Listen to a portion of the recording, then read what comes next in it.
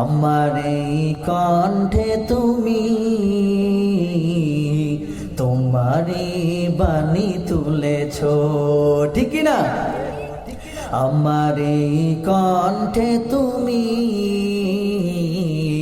তোমারই বাণী তুলেছ, বুকের দেরাজে তুমি কোরআনের স্থান দিয়েছ। এত ভালোবাসো কেন মালিক আমায়, কি করে শুকর তার করি আদায়। এত ভালোবাসো কেন মালিক আমায়, এত ভালোবাসো কেন মালিক আমায়, ঠিক না? লিল্লাহে তাকবীর। আমার ভাইরা, আমার বন্ধুরা, গভীর মনোযোগ দিয়ে শ্রবণ করবেন। এই মাদ্রাসা তালেবে ইলম হাফেজুল কোরআন যারা নিয়মিত কোরআন শরীফ তেলাওয়াত করে, এটা কিন্তু সাধারণ কোনো কোরআন না। আল্লাহ রাব্বুল আলামিন লাওহে মাহফুজ থেকে নিয়ে একটু একটু করে হযরত মুহাম্মদ মুস্তাফা সাল্লাল্লাহু আলাইহি ওয়াসাল্লামের মাধ্যম দিয়ে আমার আপনার পর্যন্ত এই যে পবিত্র আল কোরআন, যেটা আমরা বাঁধাই করে পেয়েছি, এই কোরআনটা আমার আপনার প্রতি এসেছে। যার কারণে কোনটা হক, কোনটা বাতিল, কোনটা ন্যায়, কোনটা অন্যায়, কোনটা ইনসাফ, সব কিছু আমরা জানতে পারি। কারণ আমার কাছে আল কোরআন, মহাগ্রন্থ আল কোরআন আল্লাহ রাব্বুল আলামিন নবীজির মাধ্যম দিয়ে আজ পর্যন্ত আমাদের কাছে নিয়ে এসেছেন। আমার ভাইরা, আমার বন্ধুরা, দুনিয়ায় যত কিতাব বলেন, আমি বাইবেল পড়েছি, আমি বাইবেল দেখেছি, আমি গীতা, হিন্দুদের শ্রীমদ ভগবত গীতা, আমি গীতাও পাঠ করেছি। অজ্ঞ আনন্দ বিক্ষোভে আশিস অসং স্বয়ং কেশন আহমদং মুহাম্মাদং বদ্ধ ভগবান। হিন্দুদের যে বেদ বলেন, হিন্দুদের গীতা বলেন, আমার পাঠ করা আছে। শুধুমাত্র তাই না, খ্রিস্টানদের বাইবেল বলেন, কিতাবুল মুকাদ্দাস বলেন, বিধর্মীদের অর্ধশত কিতাব আমি অধ্যয়ন করেছি। আমি দেখেছি কোন কিতাব কিন্তু তারা ঠিক মতন রাখতে পারে নাই। আর আমি চ্যালেঞ্জ করে বলতে পারি, 1400 বছর আগে আমার আল্লাহ তাআলা নবীজির মাধ্যম দিয়ে কোরআন নাজিল করলেন। কোন বাপের বেটাই জমিনের মধ্যে নাই আজ পর্যন্ত কোরআনের কোনো ভুল বের করবে। শুধুমাত্র তাই না, এই কোরআনের একটা হরফ, একটা জবর জের কেউ পরিবর্তন করার মতন কারো দুঃসাহস এই জমিনের মধ্যে নাই। কথা বলেন ঠিক কিনা?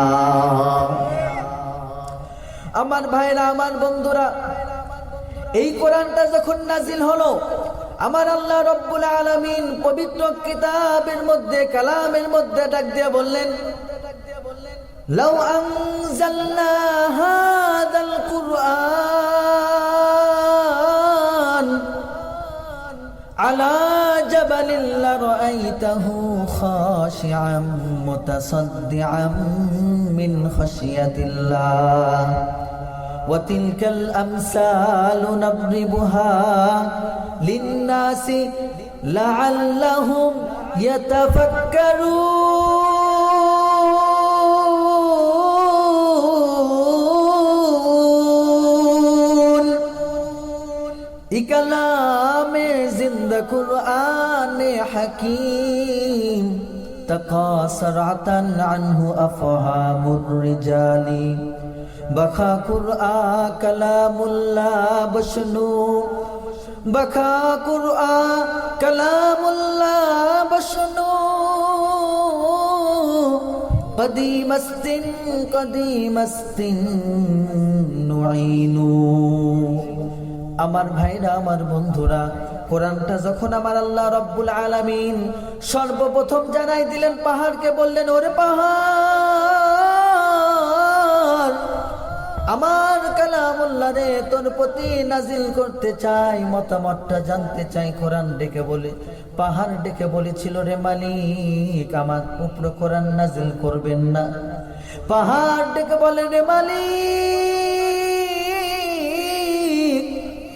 আপনার বড় বড় যত হুকুম আছে আপনি আমার প্রতি বলেন, আমি সমস্ত হুকুম মেনে নিতে রাজি। কিন্তু মালিক আপনার কালামুল্লাহ আমি পাহাড়ের উপরে যদি নাজিল করেন আমি পাহাড়টা হালাক হয়ে যাব।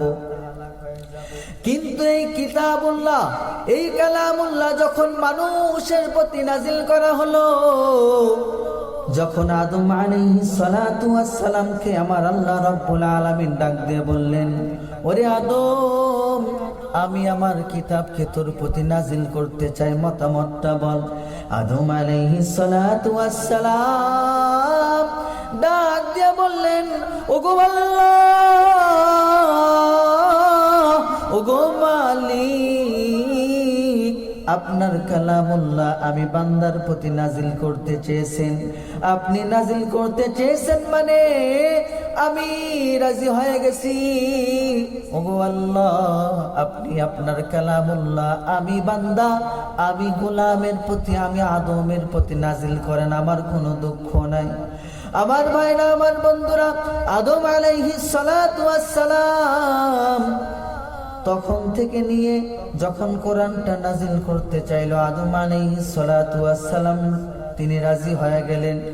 আস্তে আস্তে করে এক গ্রন্থ সহিফা, এক এক সময় এক এক কিতাব নাজিল হচ্ছে। আস্তে আস্তে করে আল্লাহ তাআলা স্বয়ং যেই কথা কালামুল্লাহ আমার নবীর প্রতি এসেছেন, আপনার মাদ্রাসা তালেবে ইলম এই হাফেজুল কোরআন, হিফজুল কোরআন যারা করতেছে এই সমস্ত তালেবে ইলমরাও কিন্তু এই কালামুল্লাহ পাঠ করে। এই কোরআনকে যদি আমি কয়েকটা প্রশ্ন করি, এই কোরআন দেখেন কত সুন্দর করে জবাব দেয়। এই কোরআনকে যদি আমি প্রশ্ন করি, ও কোরআন তুমি বলো তোমার আসল নামটা কি, তোমার নামটা বলো, কোরআন তখন তার জবাবে ডাক দিয়ে বলে, বাল হুয়া কুরআনুম মাজিদ। সুবহানাল্লাহ। কোরআন তার জবাবে ডাক দিয়ে বলে, আমার নাম তো কোরআন, শুধুমাত্র কোরআন না, আমার নামের সাথে একটা সিফাত আছে, মাজিদ। আমার আল্লাহ তাআলা কোরআনের মধ্যে সেই কথাটাও বলে দেয়। কোরআনকে আমি প্রশ্ন করলাম, ওরে কোরআন তোমার নামটা কি?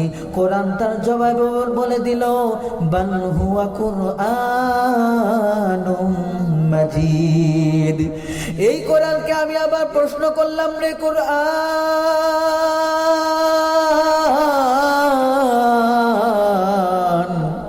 বলো তুমি দুনিয়াতে আসার আগে কোথায় ছিলা? কোরআন তার জবাবে ডাক দিয়া বলে, ওরে আদম সন্তান আমার জায়গাটা ছিল লৌহে মাহফুজের মধ্যে। আওয়াজ দিয়ে বলেন সুবহানাল্লাহ। কোরআন তার আয়াত থেকে নিয়ে জবাব দিয়ে বলে, ফি লাউহিম মাহফুজ।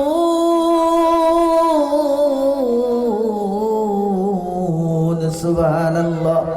কোরআন ডাক দিয়া বলে, ওরে আদম আমি দুনিয়াতে আসার আগে আমি লাউহে মাহফুজের মধ্যে হেফাজত ছিলাম। আমার আল্লাহ তাআলা ডাক দিয়ে বলেন, ওরে বান্দা তোমরা শোনো, দুনিয়ার মধ্যে বাইবেল বলো, জাবুর বলো, ইনজিল বলো, তাওরাত বলো, সমস্ত কিতাবের মধ্যে পরিবর্তন এসে গেছে, কিন্তু এই কিতাব, এই কালামুল্লাহর মধ্যে পরিবর্তন আসে নাই। কেন জানোনি? কেননা এর হেফাজত করার দায়িত্ব আমি স্বয়ং আল্লাহ তাআলা নিজে নিয়েছি। আওয়াজ দিয়ে বলেন সুবহানাল্লাহ। আমার ভাইরা, আমার বন্ধুরা, এই কোরআনকে যদি আমার প্রশ্ন করি, ও কোরআন তুমি বলো তুমি কার পক্ষ থেকে এসেছো? এই যে হাফেজুল কোরআন তারা কোরআন শরীফ শিক্ষা করে, কত বড় একটা গ্রন্থ শিক্ষা অর্জন করে। দস্তান নগরের মানুষ তোমরা মনে করতে পারো মাদ্রাসা নির্মাণ করে দিয়েছি, কোনো মানুষ এসে তলবে ইলম কোনো ছাত্র করে হয়তো ভর্তি করায় দিলাম, বাকি সিদ্ধান্ত মানুষরা নিবে, কমিটিরা নিবে, আমরা অর্থ সম্পদ দিয়ে আমরা শেষ করে দিব না। বাবাজি না, গভীর মনোযোগ দিয়ে শ্রবণ করবেন। মাদ্রাসা নির্মাণ করেছেন, মাদ্রাসা প্রস্তুত করেছেন, মাদ্রাসা রক্ষণাবেক্ষণ করতেছেন, ভালো কথা। মনে রাখতে হবে এই সব কিছু করার কারণ একটাই হলো আমরা কোরআনকে ভালোবাসি। কথা বলেন ঠিক কিনা? আমার এই কণ্ঠে তুমি তোমারই বাণী তুলেছ, ঠিক কিনা? আমার এই কণ্ঠে তুমি তোমারই বাণী তুলেছ, বুকের দেরাজে তুমি কোরআনের স্থান দিয়েছ। এত ভালোবাসো কেন মালিক আমায়, কি করে শুকুর তার করি আদায়। এত ভালোবাসো কেন মালিক আমায়, এত ভালোবাসো কেন মালিক আমায়, ঠিক না? লিল্লাহে তাকবীর, লিল্লাহে তাকবীর। আল কোরআনের আলো, আল কোরআনের আলো, কোরআন হাদিস যেখানে, লিল্লাহি তাকবীর। কি বাজান, খারাপ লাগতেছে নাকি? শেষ করে দিব, চলবে? আবার যদি আমি কোরআনকে প্রশ্ন করি, রে কোরআন তুমি বলো তুমি কার পক্ষ থেকে নাজিল হয়েছো? কোরআন তখন তার আয়াত দিয়ে সুন্দর করে জবাব দিয়ে বলে, তানজিলুম মির রাব্বিল আলামিন।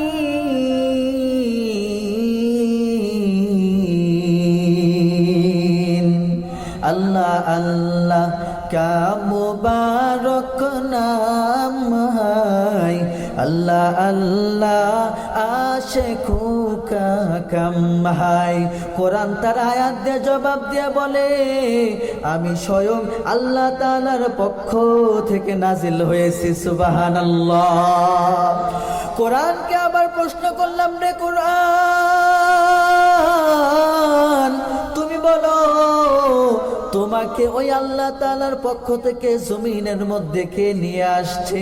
আমি কোরআনকে যতবারই প্রশ্ন করি, কোরআন ততবারই কোরআনুল কারীমের আয়াত থেকে নিয়ে জবাব দিয়ে বলে, নাযালা বিহির রূহুল আমিন। কোরআন তার আয়াত দিয়ে জবাব দিয়ে বলে, আমাকে আল্লাহ তাআলার পক্ষ থেকে স্বয়ং জিবরাইল আলাইহিস সালাতু ওয়াস সালাম জমিনের মধ্যে এনেছে। বলেন সুবহানাল্লাহ।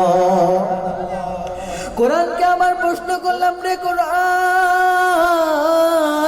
তাওরাত তো এক ভাষায় নাজিল হয়েছে, জাবুর তো আরেক ভাষায় নাজিল হয়েছে, ইনজিল আরেক ভাষায় নাজিল হয়েছে।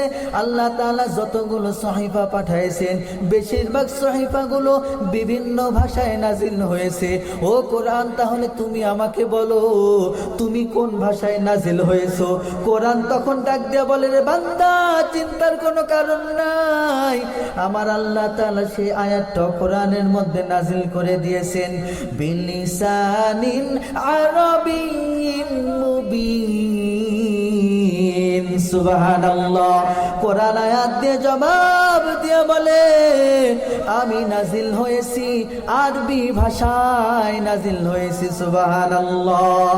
আমি কোরআনকে জিজ্ঞাসা করলাম, রে কোরআন ভালো কথা তুমি আরবি ভাষায় নাজিল হয়েছো, তাহলে বলো তুমি কার উপরে নাজিল হয়েছো? কোরআন তখন ডাক দিয়ে বলে, বেকুবের মতন কেন প্রশ্ন করো? তোমরা জানো না? আপনারা বলেন তো কোরআন কার প্রতি নাজিল হয়েছে? বলেন, কথা হয় না কি? চুপ থাকলে হবে? বলেন কোরআন কার প্রতি নাজিল হয়েছে? মুহাম্মাদুর রাসূলুল্লাহ সাল্লাল্লাহু আলাইহি ওয়াসাল্লাম। আমরা তো জানি, তাই না? কোরআনকে প্রশ্ন করলাম, রে কোরআন তুমি বলো তুমি কার উপরে নাজিল হয়েছো? কোরআন তখন ডাক দিয়ে বলে, বেকুবের মতন প্রশ্ন করো না, 1400 বছর আগে কার উপরে নাজিল হয়েছে তুমি কি জানো না? কোরআন তখন তার আয়াত দিয়ে কত সুন্দর করে জবাব দিয়ে বলেন, নুজিলা আলা মুহাম্মদ সাল্লাল্লাহু আলাইহি ওয়াসাল্লাম। কোরআনটা কার উপরে নাজিল হয়েছে? আওয়াজ দিয়ে বলতে হবে, কার উপরে? মুহাম্মাদুর রাসূলুল্লাহ সাল্লাল্লাহু আলাইহি ওয়াসাল্লামের প্রতি নাজিল হয়েছে। আমি আবার কোরআনকে জিজ্ঞাসা করলাম, রে কোরআন তাহলে তুমি বলো তুমি কবে নাজিল হয়েছো? কোরআন তখন ডাক দিয়া বলে, ও আদম সন্তান তাহলে তুমি বলো আমি কোনটার জবাব দিব? আমার কাছে তো দুইটার জবাব আছে। আমি তো বেকুব সেজে গেলাম, আমি তো আহাম্মক হয়ে গেলাম। আমি কোরআনকে বললাম আমার তো জানা নাই, তাহলে তুমি বলো। তখন বলে, আদম রে আমি কোনটার কথা বলবো? মাসের কথা বলবো না দিনের কথা বলবো না রাতের কথা বলবো? আমি ডাক দিয়ে বললাম, রে কোরআন তুমি সর্বপ্রথম আগে মাসের কথাই বলো। কোরআন ডাক দিয়ে বলে, শাহরু রমাদানাল্লাযী উনজিলা ফীহিল কুরআন। সুবহানাল্লাহ। কোরআন তার আয়াত দিয়ে জবাব দিয়ে বলে, আমি রমজান মাসে রমাদান মাসে নাজিল হয়েছি। সুবহানাল্লাহ। আমি তারপর কোরআনকে বললাম, ভালো কথা তুমি রমজান মাসে নাজিল হয়েছো, তাহলে এখন তুমি বলো তুমি কোন রাতে নাজিল হয়েছো? কোরআন তখন ডাক দিয়া বলে, ওরে আদম আমি কোনো সাধারণ কোন রাতে নাজিল হই নাই। আমি কবে নাজিল হয়েছি জানোনি? দুনিয়ার মধ্যে 365টা দিন রয়েছে, আরবি ক্যালেন্ডার অনুযায়ী 360টা দিন রয়েছে। 360 দিনের মধ্যে আবার 360টা রাত রয়েছে। এই 360টি রাতের মধ্যে সবচাইতে উত্তম যেই রাত, সেই রাতে আমি নাজিল হয়েছি। বলেন সুবহানাল্লাহ। কোরআন সেই কথার জবাব দিয়ে বলে, ইন্না আনজালনাহু ফী লাইলাতিল কদর। সুবহানাল্লাহ। কি বাজান, চা খাওয়া লাগবে নাকি? তা আওয়াজ বের হয় নাকি জান? কত আওয়াজ খারাপ লাগতেছে নাকি? কোরআন থেকে নে করতেছি, শুনবেন তো? একটু আওয়াজ হা হু দিয়েন। হা হু না দিলে তো আমি মনে করবো মনে ঘুমায় গেছে, নাকি ঠান্ডা লাগছে। হুজুর আপনারই তো সেই ঠান্ডা লাগছে, তাহলে আমাদের তো আরো বেশি লাগবে। ঠান্ডা লাগুক, একটু ঠান্ডা লাগা ভালো, তাই না? আমার ভাইরা, আমার বন্ধুরা, কোরআন তো জানাই দিল আমি কদরের রাত্রে নাজিল হয়েছি। আমি এখন কোরআনকে জিজ্ঞাসা করলাম, ও কোরআন তুমি তো কদরের রাতে নাজিল হয়েছো, কিন্তু এখন আমাকে বলো এত এত পয়গম্বর ছিল, কিন্তু এত এত পয়গম্বরের প্রতি তুমি নাজিল হও নাই, তুমি কেন মুহাম্মাদুর রাসূলুল্লাহ এই নবীর প্রতি কেন নাজিল হয়েছো? কোরআন তখন ডাক দিয়ে বলে, মা কানা মুহাম্মাদুন আবা আহাদিম মির রিজালিকুম ওয়ালাকিন রাসূলুল্লাহ ওয়ালাকিন রাসূলুল্লাহি ওয়া খাতামান নাবিয়্যিন।